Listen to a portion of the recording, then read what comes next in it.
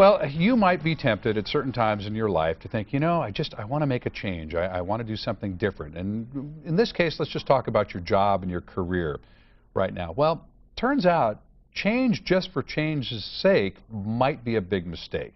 So I want to talk about the things that you should consider before you make any big changes, and then give you some tips on how to make it happen. Beverly Flaxington is here with us this morning. She's an expert on that, a business advisor that talks about this kind of stuff throughout the country and around the world. So good to see you this morning. Thank you. Did I characterize that correctly, in that change for change's sake, if people are just restless with their job or they're not making enough money, just to jump up and change might not be the smartest move? Well, you're right, Mark, because people will make a change for one of two reasons. Either they're trying to get away from something, or they're trying to go to something they want to go to.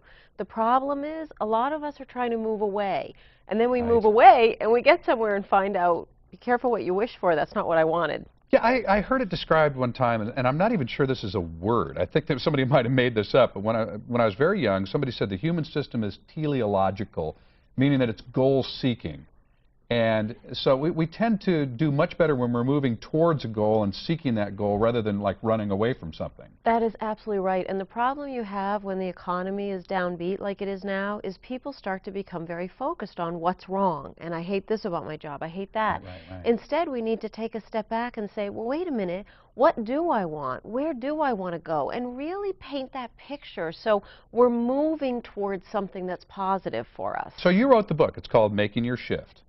And I know there's a lot more in it than just 5 points, but if we have time to even get through 1 or 2 of these 5 points, this might really help focus some people's thinking here this morning. Yes. So the idea behind shift is, I didn't want to use the word change, because so many of us avoid change. Shift seems like it's a natural evolution. First step in shift, though, is what we're talking about. State your desired outcome. Where do you want to go? What does success look like to you? And not just, well, I want a new job, because that's moving away from. What kind of job? Working with whom? What do you want the culture to be like? Really get into describing what it is. The more specific you can be in describing that, does it help you attract that kind of information in your world a little bit quicker?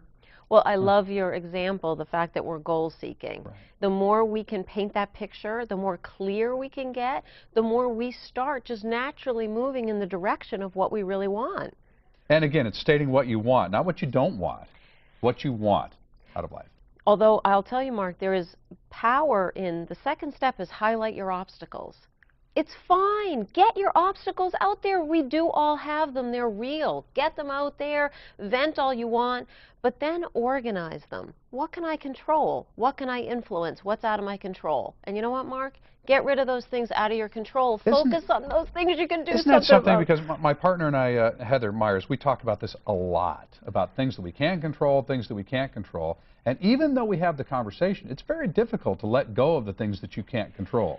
Well, it is, and I think we do tend to get fixated on them, but the problem is it depletes our energy. It's how we get burned out, because it's so demoralizing when we can't do anything. Yes, let's gripe about something that we can't change. Exactly. Okay. I mean, it's really absurd when you stop and think about it, and yet, you know, people spend a lot of good energy every day doing just that. So, okay, we can't change that. Let's move on and work on the things that we can change. Yes. That's a little more productive. Yes. Okay. Gosh, that's only 2 so far.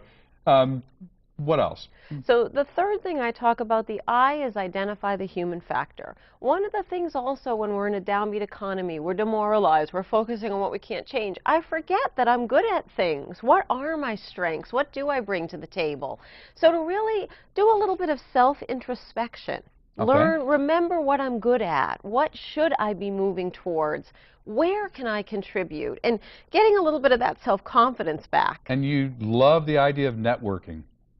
I love networking because I've worked with just too many people over the years, Mark, who call me when it's time to do something. Well, have you stayed in touch? Have you talked to people? Do you know what's happening out there in the market? No. Where do I start? So I believe we should network all the time. Keep connected.